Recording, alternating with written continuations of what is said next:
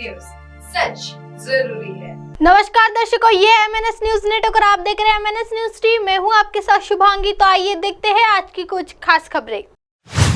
संजय राउत ने कहा, दिल्ली में शरद पवार के घर पर होगी इंडिया गठबंधन समन्वय समिति की बैठक। शिवसेना उद्धव ठाकरे गुट के सांसद संजय राउत ने कहा, इंडिया गठबंधन की एक समन्वय समिति कोऑर्डिनेशन कमेटी बनी है जिसमें 13 सदस्य है। एक कैबिनेट कमेटी भी बनी है। 13 सितंबर को एनसीपी प्रमुख शरद पवार ने अपने दिल्ली आवास पर समन्वय समिति की एक बैठक बुलाई है और हम सब इसमें शामिल होंगे। इंडिया गठबंधन की 3 बैठक के बाद समन्वय समिति बीजेपी को सत्ता से बाहर रखने के लिए देश भर की विपक्षी पार्टियां एक साथ आई है और इंडिया अलायंस बनाया है। पिछले कुछ दिनों में विपक्षी इंडिया अलायंस ने देश के कुछ अहम शहरों में बैठक की।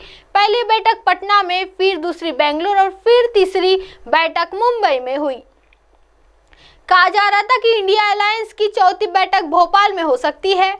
शरद पवार के आवास पर होगी बैठक। वहीं ठाकरे समूह के सांसद संजय राउत ने जानकारी दी है कि इंडिया गठबंधन समन्वय समिति की पहली बैठक 13 सितंबर को दिल्ली में शरद पवार के आवास पर होगी। इस बैठक में प्राथमिक एजेंडा तत्काल कार्यों के लिए समन्वय सीमा तय करना, सीटों का बंटवारा, विजन दस्तावेज, साझा घोषणा पत्र पेश करना और संयुक्त अभियान रैलियों की तारीखों को अंतिम रूप देना है। हालांकि किसी को गठबंधन के संयोजक या अध्यक्ष के रूप में नियुक्त नहीं किया गया है।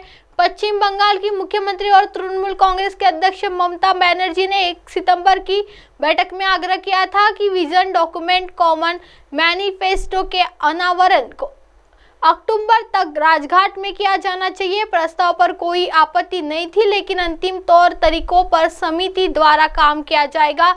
इस बीच मंगलवार को यहाँ प्रचार समिति की पहली बैठक हुई। आइए बढ़ते हैं अगली खबर की ओर। जयशंकर बोले, जिनको भारत और इंडिया में अंतर नहीं पता वो संविधान पढ़े। दिल्ली में 9-10 सितंबर को आयोजित होने जा रहे G20 शिखर सम्मेलन के इनविटेशन कार्ड पर इंडिया की जगह भारत लिखे जाने पर जारी विवाद के बीच विदेश मंत्री एस जयशंकर ने बड़ा बयान दिया है। उन्होंने इंडिया की जगह भारत लिखने जाने का विरोध करने वालों को संविधान पढ़ने की सलाह दी है। समाचार एजेंसी की रिपोर्ट्स के मुताबिक अपने इंटरव्यू में विदेश मंत्री ने कहा कि इंडिया दैट इज भारत और यहाँ संविधान में लिखा है। उन्होंने आगे कहा कि वो हर किसी को संविधान पढ़ने की सलाह दूंगा।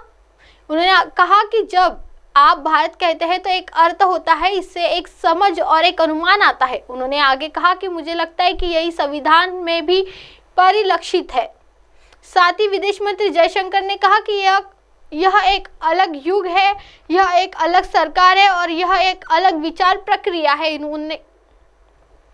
उन्होंने कहा कि प्रधानमंत्री नरेंद्र मोदी ने इसे महसूस किया और हमने उस दिशा में काम कर रहे हैं। इसमें G20 भी एक ऐसी चीज है जिसे एक राष्ट्रीय कोशिश के रूप में माना ही जाना चाहिए।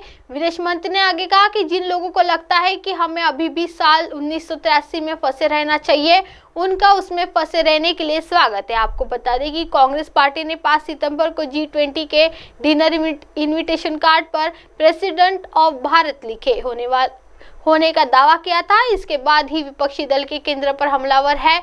दरअसल विपक्षी पार्टियों के गठबंधन का नाम भी इंडिया है। ऐसे में इन पार्टियों का कहना है कि सरकार इंडिया गठबंधन से डरकर ही राष्ट्रपति ऑफ भारत का इस्तेमाल किया गया है। इसके साथ ही प्रधानमंत्री नरेंद्र मोदी के इंडोनेशिया के दौरे के बारे में जानकारी देते हुए प्राइम मिनिस्टर ऑफ भारत का जिक्र किया गया है। अब आप हमारे चैनल को आपके मोबाइल पर भी देख सकते हैं। मोबाइल ऐप पर देखने के लिए play store MNS news T app download करें। इंस्टा, लीग, ट्विटर, हाइकू, फेसबुक और कई सोशल मीडिया के प्लेटफॉर्म पर हमारा चैनल उपलब्ध है।